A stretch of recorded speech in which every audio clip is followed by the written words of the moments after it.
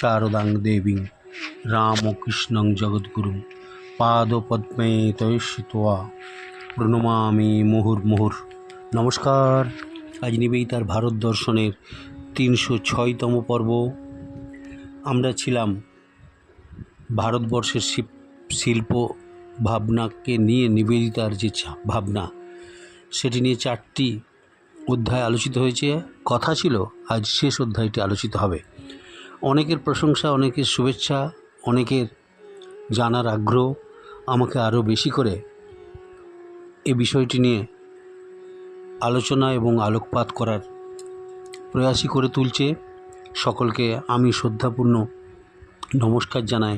অবশ্যই শ্রদ্ধা জানাই প্রাণারাম চ্যানেলকে, যাদের মাধ্যমে আপনারা প্রতি রবিবার সকাল 6টার সময় এই নিবেদিতার বিভিন্ন দিক তথা আমাদের ভারতবর্ষের কৃষ্টি ও সংস্কৃতির বিভিন্ন দিককে নিয়ে আলোচনা করার সুযোগ করে দিয়েছেন এবং আপনাদের কাছে পৌঁছে দিয়েছেন। সেই প্রাণারাম চ্যানেলের প্রবৃত্তবাবু সহ তার সমস্ত সহযোগীদের আমি শ্রদ্ধা, নমস্কার, কৃতজ্ঞতা জ্ঞাপন করি।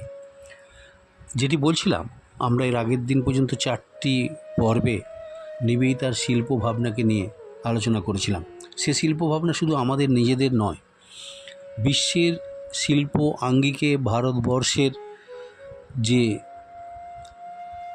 শিল্প ভাবনা, সেটিকে এত সুন্দরভাবে, এত পরিষ্কার করে, এত গর্বের সাথে আমরা নিজেরাই কখনো ভাবিনি, যেটি নিবেদিতা ভেবেছিলেন এবং বিশ্ব শিল্প জগতে ভারতবর্ষকে সুপ্রতিষ্ঠিত করেছেন এবং এমনকি গ্রিক সভ্যতাকেও তিনি ম্লান করে দিয়েছেন ভারতবর্ষের শিল্প সভ্যতার ঐতিহ্যকে। ভারতবর্ষের যে শিল্পীগণ তৎকালীন দিনে ঊনবিংশ শতাব্দীতে চর্চা করতেন বা শিল্প নিয়ে ভাবনা করতেন, হ্যাবেল থেকে অবনীন্দ্রনাথ ঠাকুর, নন্দলাল বসু, অসিত হালদার, সুব্রমণিয়াম সহ সুরেন্দ্রনাথ গঙ্গোপাধ্যায়, অনেকেই তৎকালীন দিনে যারা শিল্প আন্দোলনের মূল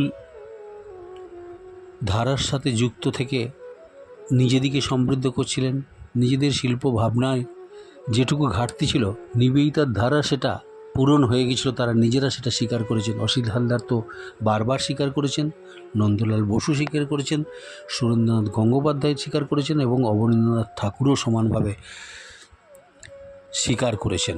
হ্যাবেল তো নিবেদিতার চিন্তা ভাবনার সাথে একদম একমত ছিলেন। সুরেন্দ্রনাথ গঙ্গোপাধ্যায় নিবেদিতার আঁকা বিভিন্ন ছবিকে এমন প্রশংসা করেছিলেন, তারা জানিয়েছিলেন যে ছবি যদি আঁকতে হয়, ছবি যদি মানুষের উপযোগী করে উপস্থাপন করতে হয়, নিবেদিতার কাছ থেকে সেই শিক্ষাটা গ্রহণ করতে হয়। এই সুরেন্দ্রনাথ গঙ্গোপাধ্যায় সানন্দে লক্ষ্য করেছিলেন এই সব ছবিতে কেমন করে সংযোগ ঘটেছে প্রাচীন ও নবীনের শিল্পধারায়। ঐতিহাসিক, স্বাদেশিক ও বিরচিতভাবে পূর্ণ সুমহান ভারতীয় মোরাল চিত্তের সৃজনকাল আসন্ন ভেবেই তারা আশায় স্পন্দিত হয়েছিলেন নিবেদিতাকে সামনে রেখে। এটা আপনি আগের দিনে আলোচনার শেষ অংশে ছিল। ভারতীয় শিল্পের পেছনে প্রধানত যে ভাবদৃষ্টি ক্রিয়াশীল, সেই বৃত্তি এবং সেই দৃষ্টি পূর্ণ মাত্রায় নিবেদিতার ছিল এবং তিনি সেটিকে সকলের মধ্যে সঞ্চারিত করার চেষ্টা করেছেন। নন্দলাল বসুর স্মৃতিচারণটি দেখলেই এই ব্যাপারটি বোঝা যাবে। বোসপাড় লেনে ভগিনী নিবেদিতার বাড়িতে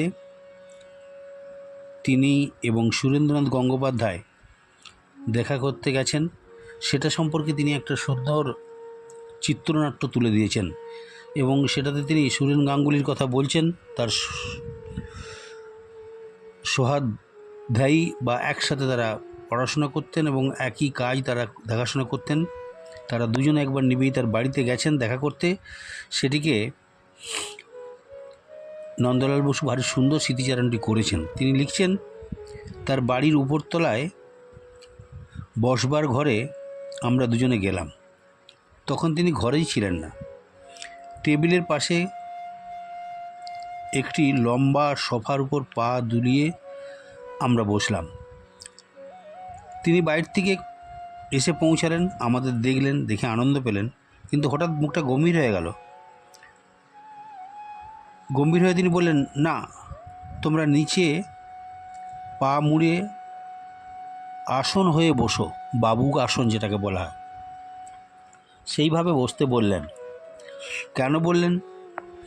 ওরা নিজেরাও ভাবছিলেন আমরা নেটিভ বলে সোফায় বসাটা নিবেদিতা আমাদেরকে সহ্য করতে পারছিলেন না বা দেখতে পাচ্ছিলেন না, বা তার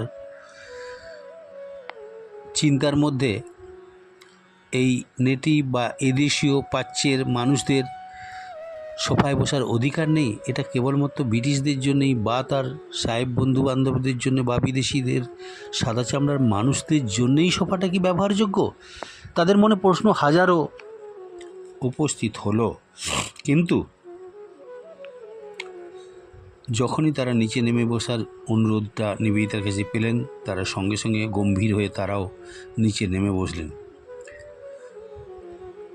নন্দলাল বসু বলছেন, তারপরে এতে আমাদের মনে বড় আঘাত লাগলো, মনে বড় অভিমানও হলো। মেম সাহেব তো নেটিভ বলে আমাদের নিয়ে নিচে বসতে বলার মানসিকতা দেখালেন। আমরা তার আদেশ মতো নিচে পা মুড়ে বসার পরে তিনি আমাদের সামনে ওই সোফাটিতে বসে এক দৃষ্টে আমাদের দেখতে লাগলেন। আমাদের রিয়াকশানটা তার মনেও ধরা দিল। তিনি বুঝতে পারলেন আমরা অভিমান বা আমাদের যে মানসিক আঘাত, সেটা বোধহয় বাইরের দৃষ্টিতে ধরা পড়ে যাচ্ছে। নিবেদিতা সেটা বুঝে চুপচাপ ছিলেন, প্রথমে কিছু বললেন না। তিনি আমাদের সামনে এসে সোফাটিতে বসে এক দৃষ্টিতে বারবার দেখতে লাগলেন এবং বললেন, ইউ আর অল বুদ্ধ। তোমরা বুদ্ধের দেশের মানুষ, তোমরা বুদ্ধের মতো বসলে তোমাদিকে আমার শ্রদ্ধা জানাতে ইচ্ছে করে। তোমাদের ভাব আচরণের মধ্যে বুদ্ধের ভাব দেখলেই বুদ্ধের দেশের মানুষ তোমরা। তোমাদের বুদ্ধি লাভের মুহূর্তে তোমরা যেন উপস্থিত রয়েছ, সেটাই যেন প্রকাশ করে। তোমাদের বৌদ্ধিক চেহারাটা দেখতেই আমি ভালোবাসি। তোমাদেরকে সাহেবিভাবে সোফায় বসে সাহেবি কায়দা দেখতে আমার আদৌ ইচ্ছে করে না, কারণ তোমরা যে বুদ্ধের দেশের মানুষ। বুদ্ধ চিরকাল শাশ্বত পা মুড়ে সদা যে পদ্মাসনে বসে বা বাবু হয়ে বসে তার যে সৌম্য শান্ত মূর্তিটার অভিব্যক্তি প্রকাশ পেত, সেটা তিনি আমাদের মধ্যেও এক্সপেক্ট করছেন। এটাই নিবেদিতার ভারতীয় ভাবনার আর এক শিল্পীয় ভাবনার নতুনত্ব নয়, এটাই চিরন্তন। ভারতবর্ষ তিনি ওইভাবেই দেখতে চেয়েছেন। এটাও ভারতবর্ষের একটা আর্ট, ভারতবর্ষের একটা শিল্প। এই বসা, খাওয়া, দৃষ্টি, মানুষের সাথে ব্যবহার, মানুষের সাথে হাস্যময় থেকে তাদের সাথে সুব্যবহার মানুষকে যেমন আকর্ষণ করে, মানুষের প্রতি যেন শ্রদ্ধাশীল হতে শেখায়। নিবেদিতা সেটাই বোঝাবার চেষ্টা করছেন। ভারতবর্ষের ভাবনার মধ্যে, চরিত্রের মধ্যে, কৃষ্টির মধ্যে, সভ্যতার মধ্যে এটাই বারবার প্রকাশিত হয়, সেটাই তিনি দেখতে চেয়েছেন। তিনি এই যে বললেন ইউ আর অল বুদ্ধ, তখন মনে হয়েছে যে এই বুদ্ধ ভাবটাই তিনি আমাদের কাছ থেকে দেখতে চেয়েছিলেন। শুধু দেখতে চেয়েছিলেন না, আমাদের আচরণের মধ্যে, ব্যবহারের মধ্যে, সর্বোপরি আমাদের চিন্তার মধ্যে বুদ্ধত্ব জাগ্রত হোক, এটাই নিবেদিতার চিন্তা ভাবনার মধ্যে রয়েছে এবং সেটাই তিনি আমাদের মধ্যেও জাগিয়ে তুলছেন। আমরা যেন সেই আদর্শ মেনে চলি, আমরা সেটাকেই যেন ফলো করি, আমরা সেটাতেই যেন অবস্থান করি, কারণ তাহলেই নিবেদিতা আমাদের প্রতি সেই সম্মানে, আমাদের প্রতি তিনি সমস্ত ব্যাপারে আমাদেরকে তিনি প্রকৃত ভারতীয়, প্রকৃত বুদ্ধের দেশের মানুষ, প্রকৃত বিবেকানন্দের দেশের মানুষ। আপনাদের মনে থাকবে এই বিবেকানন্দকেও তিনি প্রথম যখন দেখেছিলেন, এই বুদ্ধের মতো অবস্থানটিই তার কাছে ধরা দিয়েছিল। তাই এই অবস্থানটিকেই তিনি চোখের সামনে তার অন্তর হৃদয়ের মধ্যে বারবার একটা যেন ছবি তুলে রেখেছেন। সেটাই তিনি দেখতে চান। কাউকে এর বাইরে দেখলে তার পছন্দ হয় না, সেটি তিনি বুঝিয়ে দিচ্ছেন ভাবের মধ্যে। নন্দলাল বসু লিখছেন, তখন আমাদের সব অভিমান চলে গেল এবং তার আইডিয়াটা ধরতে পারলাম। আর একদিন নন্দলালকে নিবেদিতা বলেছিলেন, ছবি সবসময় ধ্যান করে আঁকবে। এই তো আমাদের ভারতীয় ছবি আঁকার রীতি। ধ্যানের মধ্যে আগে সেই ভাবটা আনিয়ে আসতে হবে। সেই বিদেশি একজন শিল্পীর কথা আপনাদের মনে পড়বে। সেই বিখ্যাত শিল্পীটি বলেছিল, তাকে যখন জিজ্ঞাসা করছিল যে আপনি এত সুন্দর ছবিগুলি কী করে আঁকেন, পাথরের মধ্য থেকে এত সুন্দর সুন্দর ছবিগুলো কী করে নিখুঁতভাবে তৈরি করেন, পাথরকে কেটে কেটে কীভাবে পারেন, কীভাবে আপনার মধ্যে এই শক্তিটা ঈশ্বর জাগিয়ে দেন, আমাদের জানতে ইচ্ছে করে। তিনি সাবলীলভাবে বলেছিলেন, আমি তো ছবি বা মূর্তি তৈরি করি না, প্রত্যেকটা পাথরের মধ্যেই আমার কল্পনার মূর্তিগুলো থাকে। আমার ধ্যানের মধ্যে, অন্তরাত্মার চিন্তার মধ্যে সেগুলো যখন প্রস্ফুটিত হয়, পাথরের মধ্যে সেই মূর্তিটিকে আমি খুঁজে ফেরার চেষ্টা করি এবং তার অপর্যাপ্ত অংশটিও কেটে কেটে খেলে সরিয়ে দিই, বাদ দিয়ে দিই। অর্থাৎ ওই মূর্তিটা না পাথরের মধ্যেই ছিল চিরন্তনভাবে। আমার চিন্তার মধ্যেও সেই মূর্তিটা আমি ভাবনার মধ্যে আনি, তখন এই পাথরটার মধ্য থেকে সেই মূর্তিটাকে আমি অপর্যাপ্ত অংশগুলো কেটে কেটে বাদ দিয়ে দিয়ে পাথরে থাকা আমার চিন্তন এবং মননের অন্তর্মহলে যে ছবিটিকে ভেবেছিলাম, সে পাথরের মধ্য থেকে সেই মূর্তিটিকে আমি বার করে নিয়ে আসি, আপনাদের সকলের সামনে তাকে পৌঁছে দেওয়ার চেষ্টা করি। এটা ভাবতে গেলে আমাদের অবাক লাগে। শিল্প ভাবনা চিন্তা আসলে অন্তরে, হৃদয়ে ভারতীয় চিন্তার মধ্যে নিবেদিতা সেটা লক্ষ্য করেছেন। তাই তিনি বলতে পেরেছেন, যদি ছবি সব সময় ধ্যান করে আঁকো, এটাই তো আমাদের ভারতীয় ছবি আঁকার রীতি।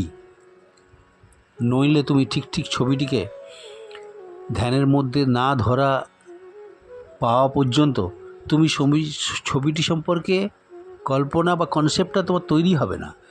এ কত বড় ভাবনা চিন্তার মধ্যে নিবেদিতা নন্দলাল বোসকে এই কথাটি বলেছিলেন। এবং কাকে বলছেন? তিনি একজন বিখ্যাত শিল্পী, পরবর্তীকালে যিনি হবেন, নিবেদিতাকে সেই শিল্পী সত্তার মধ্যে পৌঁছে দিচ্ছেন। নন্দলাল বোসের চিন্তার মধ্যে সেটা প্রবেশ করিয়ে দিচ্ছেন নিবেদিতা। ভারতীয় শিল্প রীতি ভগিনীর এতদূর আত্মগত হয়েছিল যে তার নিজের আঁকার বা আঁকাতে প্রধানত ছাত্রীদের জন্য বা কাউকে কিছু বোঝাতে গেলে হয়তো তার অজ্ঞাতসারেই সেই বৈশিষ্ট্য চলে আসতো। দুটি ভাবে বিভক্ত তিনি একটি ছবি এঁকেছিলেন জগদীশচন্দ্র বসুর প্ল্যান রেসপন্স বইটির জন্য। একটি ছাগল লজ্জাবতী লতাকে খেতে এসে স্পর্শ করার সাথে সাথে সেটা নুয়ে পড়া এবং পাতাগুলি দেখে ফিরে যাচ্ছে। গোটা ছাগলটিকে তিনি আঁকেননি।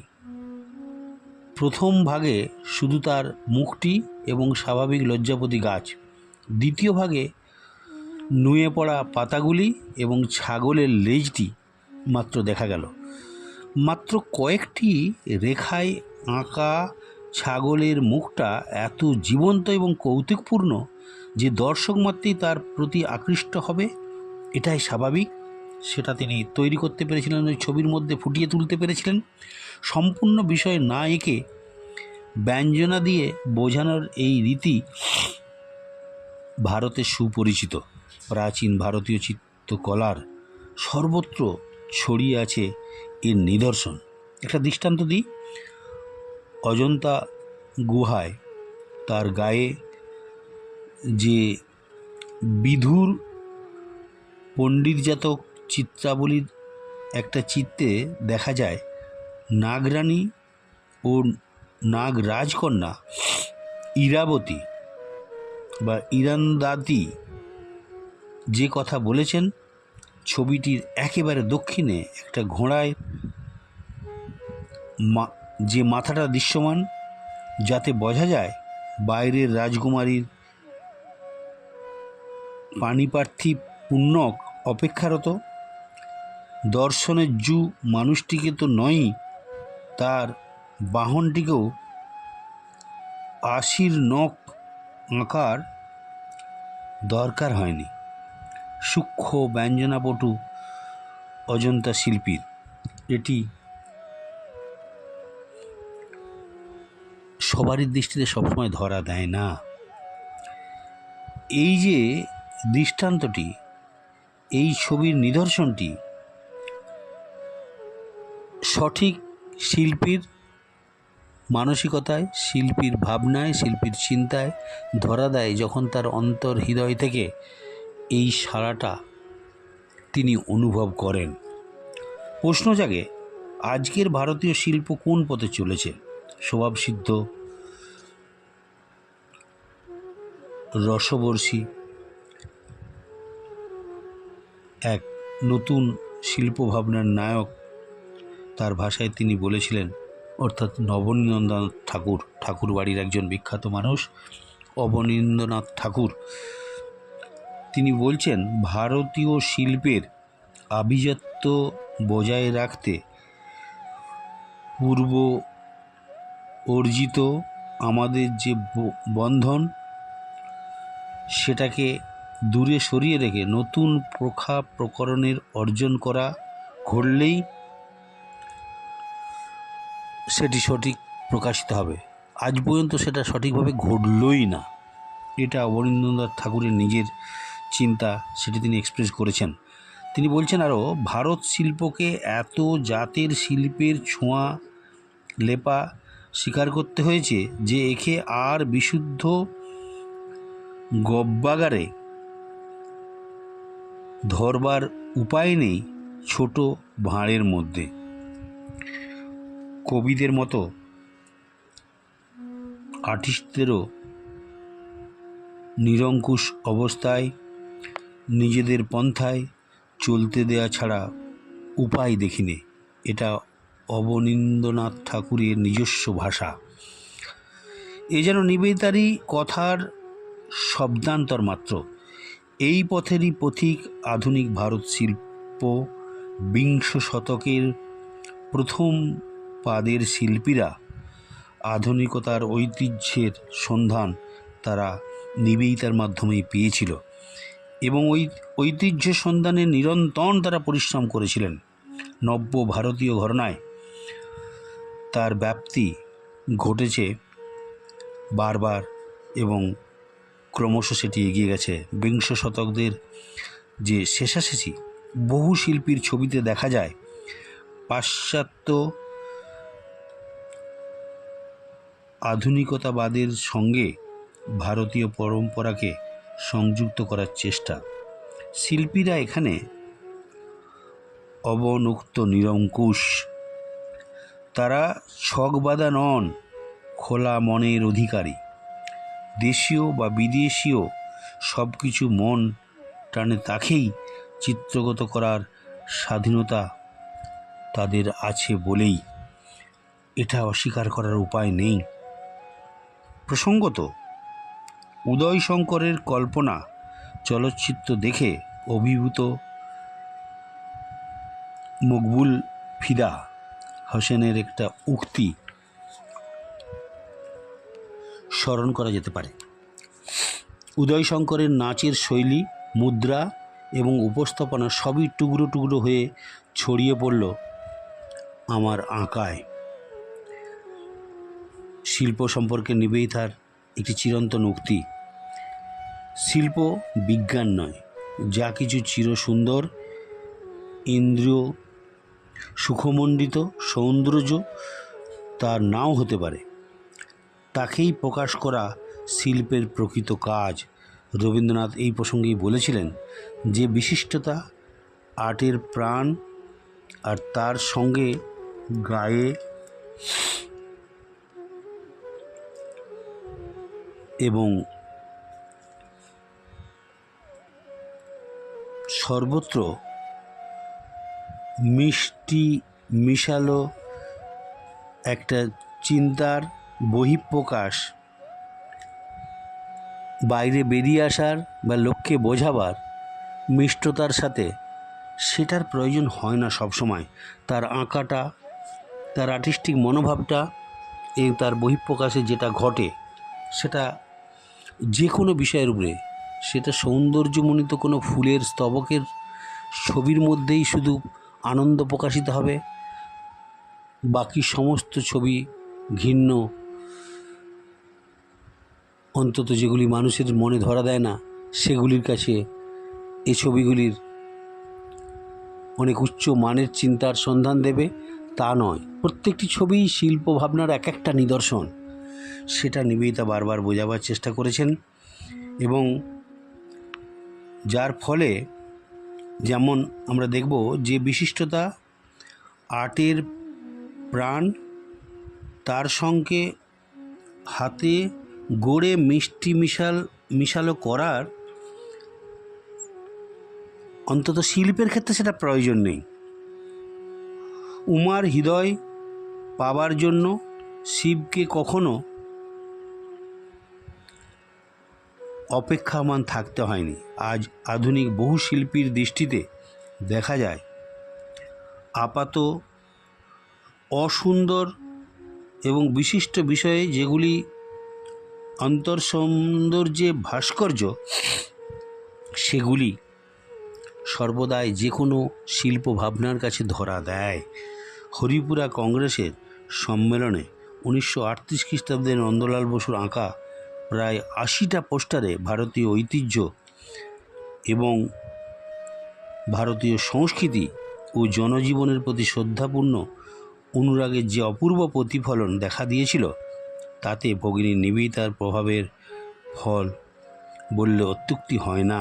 আবার বিশ্বভারতীর ভবনগুলির দেয়াল ছবিতে ও ভাস্কর্যে ভরে গেছে তার দেয়ালের লেখার সাথে সমস্ত চিত্র শিল্পকলাগুলি, এবং তাতেও কিন্তু নিবেদিতার ফেডারেশন হল দেয়াল চিত্রের প্যারিসের অনুকরণে পরিকল্পনার কথায় বারবার মনে পড়ে যায়।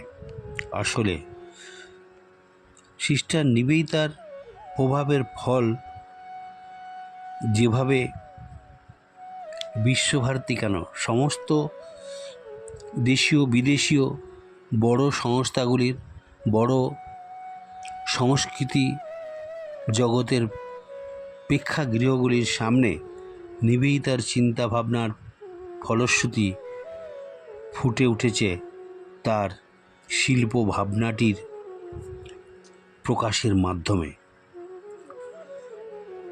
নন্দলাল বিনোদবিহারী মুখোপাধ্যায়ের মাধ্যমে এই ভাবময় শিল্প দ্বারা আজও নবতিস্পর্শী কেজি সুব্রমণিয়ামের তুলিতে বয়ে চলেছিল এক নতুন শিল্প বিপ্লব। তার পেছনে ছিল নিবেদিতার একটা বিশাল ভূমিকা। উদাহরণ না বাড়িয়ে বলা যেতে পারে, আজ পর্যন্ত প্রত্যক্ষ বা পরোক্ষভাবে শিল্পক্ষেত্রে নিবেদিতার প্রভাব জেগে আছে, আজও সমানভাবে সদা জাগ্রত।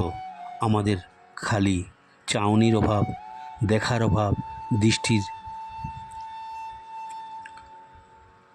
বিভিন্ন পরিপ্রেক্ষিতে সেটা চাপা পড়ে রয়েছে। সম্যক দৃষ্টিতে নিবেদিতার শিল্প ভাবনাকে আমরা যদি একটু খোঁজার চেষ্টা করি, সেখানে আমাদের ভারতীয়ত্বের যে গর্ববোধ, সেটা নিবেদিতাকে নয়, আমরা প্রকৃত ভারতবর্ষে যারা জন্মেছি, ভারতবর্ষের নিজেদের গর্ব নিজেদিকেই গর্বিত করে গম্ভীরভাবে চিন্তার প্রয়োজন আছে কি না আছে, সেটা পাঠক সমাজ বা সভ্য সমাজ বা যারা শ্রোতা তারা বিচার করবে। যদি গভীর রাতে ঘুমন্ত প্যারিস শহরের দিকে আঁখি মেলে চেয়ে থাকা যায়, প্রার্থনাময় সেন জেনোভিভের চিত্রটা নিবেদিতার অতি প্রিয় ছিল।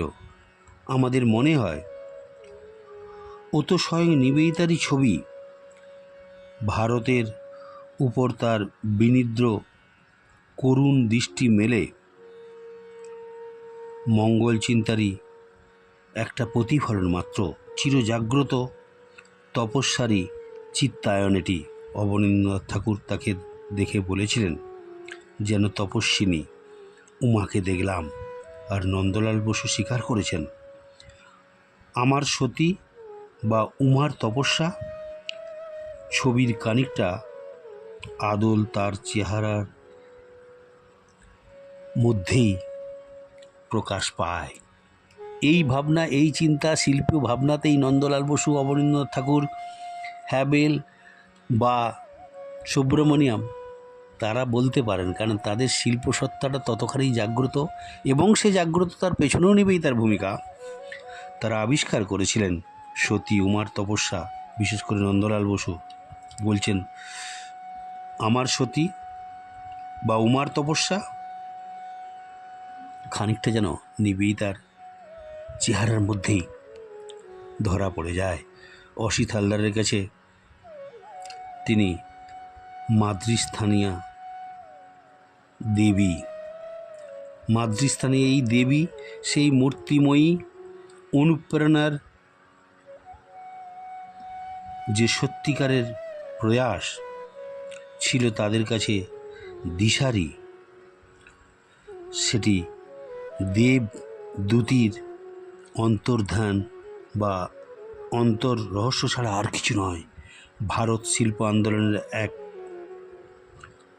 যোদ্ধা অর্ধেন্দু কুমার গঙ্গোপাধ্যায় এই কল্যাণময়ী ভগিনীকে শ্রদ্ধা নিবেদন করে বলেছিলেন, ইউরোপীয় পাঠকদের কাছে হিন্দু জীবন, আদর্শ ও সংস্কৃতির উপস্থাপনার ব্যাপারে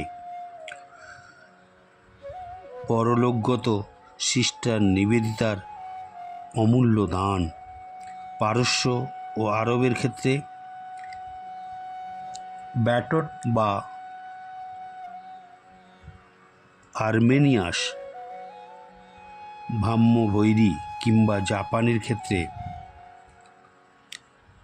লাক্ষ জাতির হার যা করেছেন, ভারতের আত্মরূপের উপলব্ধি ও ব্যাখ্যার ব্যাপারে নিবেদিতার ভূমিকা সেসব কাজকে ছাপিয়ে গেছে। বর্তমান বাংলার এমন কোনো কার্যাবলী নেই, সাহিত্য, শিল্প, প্রাচীন ইতিহাস ও প্রকৃত তত্ত্বের গবেষণা তা নিবেদিতার লেখার দ্বারা প্রকাশ পায়নি বা প্রভাবিত হয়নি। আসলে নিবেদিতার শিল্পভাবনা নিয়ে আমরা আলোচনা করার আজকে শেষ পর্ব বলছিলাম, কিন্তু রয়ে যায় স্মৃতি, রয়ে যায় ভাবনা, রয়ে যায় আলোক দীক্ষা। নিবেদিতার শিল্পভাবনাকে সঠিকভাবে প্রকাশ করতে গেলে এই 2-4টি অধ্যায়ের মধ্যে কখনোই সম্ভব নয়।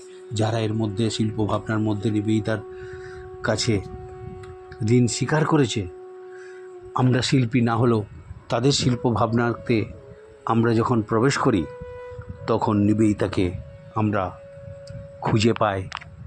তার কি অন্তর্দৃষ্টি, তার কি শিল্পভাবনার বিশালতা, সেটি শুধু ভারতবর্ষকে নয়, ভারতবর্ষের বাইরের মানুষদের ক্ষেত্রেও এই ভারতীয় শিল্প সম্ভারকে তিনি পৌঁছে দিয়েছিলেন তার আপন মহিমায় মহিমান্বিত ভারত গর্ভের এক সন্তান রূপেই।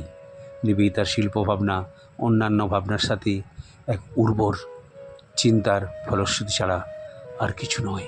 আমার চিন্তায়, আমার ভাবনায় নিবেদিতার ভারত দর্শনে আজ 306তম পর্ব এখানে শেষ করি।